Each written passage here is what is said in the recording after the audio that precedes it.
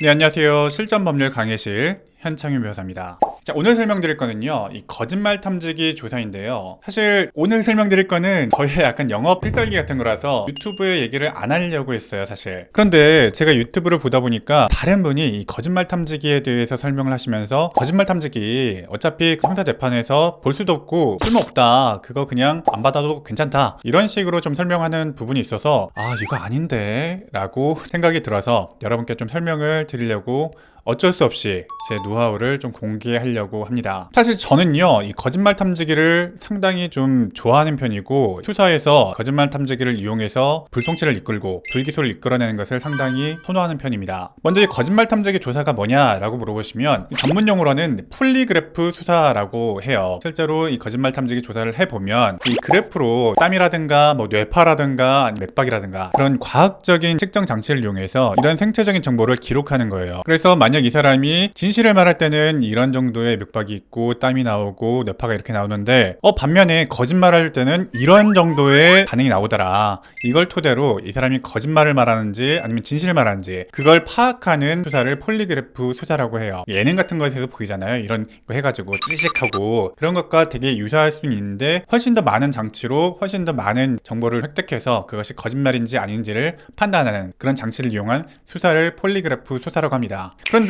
앞서 말했듯이 거짓말 탐지기 조사는요, 증거 능력이 없다고 해요. 나중에 형사 재판까지 갔을 때 검사가 거짓말 탐지기 조사 결과를 증거로 제시할 수도 없고, 판사님도 이 거짓말 탐지기 조사를 어떤 결과가 나는지 보지도 못해요. 심지어는 거짓말 탐지기 조사가 있었는지조차 모르고 넘어가는 경우도 꽤나 있어요. 그렇기 때문에 거짓말 탐지기 조사 어차피 쓸모도 없고 형사 재판에서 어차피 보지도 못하는 거 할 필요도 없고 안 해도 전혀 문제가 없다라고 설명하시는 분도 있더라고요. 저는 완전히 반대합니다.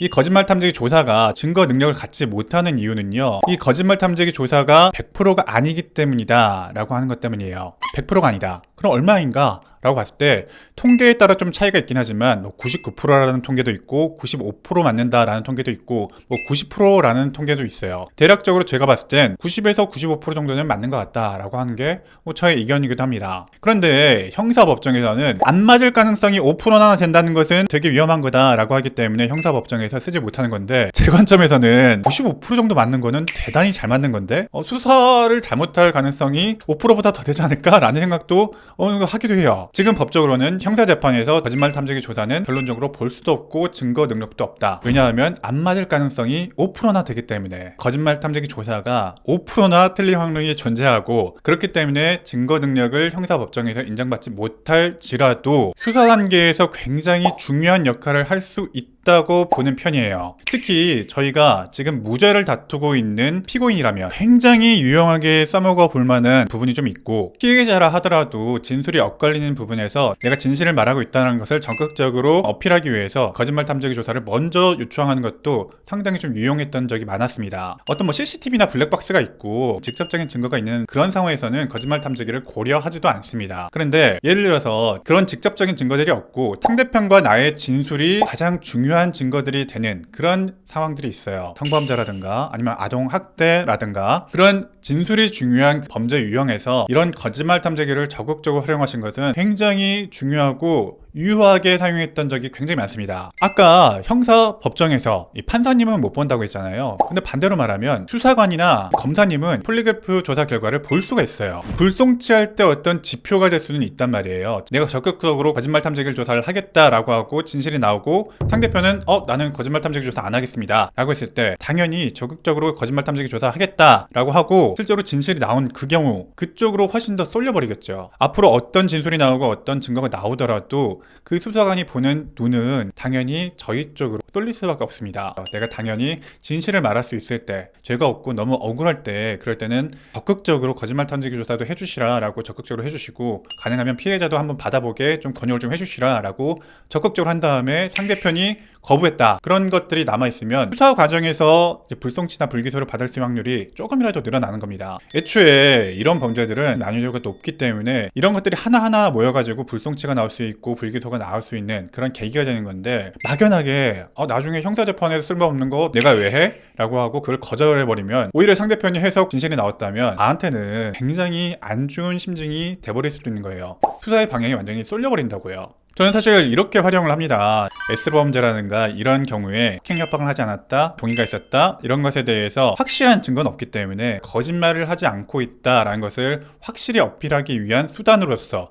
거짓말 탐지기 조사를 적극적으로 좀 어필하고, 실제로 그래서 진실이 나오고 한다면 그렇게 해서 수사관의 심증을 좀 180도 돌리는 그런 경우가 몇 번 있었어요. 근데 거짓말 탐지기를 조사했는데 거짓말이 나와버리면은 황당하긴 하죠. 내가 진짜 믿고 진행을 했는데. 그러니까 S범죄라든가 이런 범죄 유형에서는 애초에 이 수사 과정에서 거짓말 탐지기 조사를 할 수도 있겠다라는 것을 염두에 두고 전체적인 판을 짜는 게 굉장히 중요해질 수가 있습니다. 만약 거짓말 탐지기 조사가 들어간다면 어떤 부분에서 어떤 질문이 들어올 수 있겠다, 그런 부분에 있어서 진술을 좀 매끄럽게 만들어 놓는 것이 굉장히 중요해요. 나중에 어떤 질문이 들어오더라도 그 질문에 대해서 내가 진실을 말하는 게 될 수 있도록. 만약에 준비가 안 된 상태에서 거짓말 탐지기 조사를 하겠습니까? 라고 한다면 그거는 즉답하는 건 좀 피하셔야 되고요. 미리 변호사 좀 상의를 한 다음에 거짓말 탐지기 조사를 좀 이런 식으로 좀 진행이 될 것 같은데 이런 질문에 대해서는 진실이 나올 것 같다, 내부적으로도 정리가 된 다음에 수사관의 그런 질문에 적극적으로 임하겠습니다, 그럼 무조건 해주십시오. 또 확신 있게 오히려 적극적으로 요청하는 태도를 보이면 수사관도 심정이 반대편 심정 갖고 있다가 이게 아닌가? 라는 심정으로 180도 돌아갈 수도 있는 거죠. 그러니까 이런 식으로 활용할 수 있는 가치가 상당히 좀 많은데 거짓말 탐지기에 대해서 너무 쓸모없어 라고 해버리시는 거는 제 관점에서는 수사 절차를 간과하시고 너무 형사재판만 생각하시는 게 아닌가 라는 생각이 좀 드는 부분이 좀 있고요.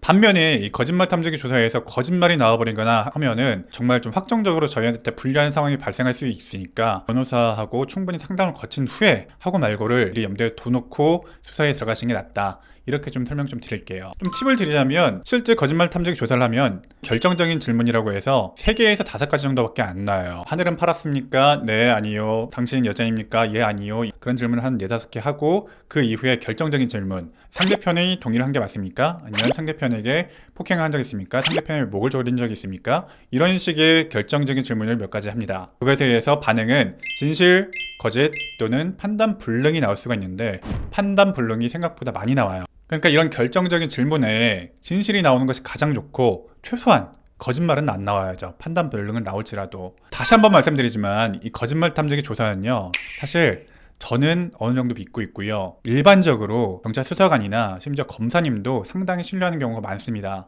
그래서 그분들에 대한 지금 불리한 상황에서 그 심정을 180도 돌릴 수 있는 매우 유용한 수단이 될 수가 있기 때문에 정말 억울하고 무죄를 다툰다면 이거를 적극적으로 활용하지 않을 이유가 없습니다. 형사 재판까지 가서 그 무죄를 받는 거는 굉장히 어렵지만 불송치 불기소 받는 것은 그보다는 조금 나은 확률이 있기 때문에 이 거짓말 탐지기 조사도 적극적으로 검토해 보시는 것을 진짜 강력 추천드립니다. 오늘은 저의 업무 노하우 하나를 좀 공개했는데요. 여러분들이 살면서 정말 억울한 일이 발생한다면 거짓말 탐지기 조사도 적극적으로 요청해 보시고 적극적으로 활용해 보시는 것을 좀 추천드립니다. 자, 오늘도 저는 실전 법률을 알려드리는 현변이었고요. 오늘 내용이 도움이 되셨다면 구독과 좋아요 눌러주시기 바랍니다.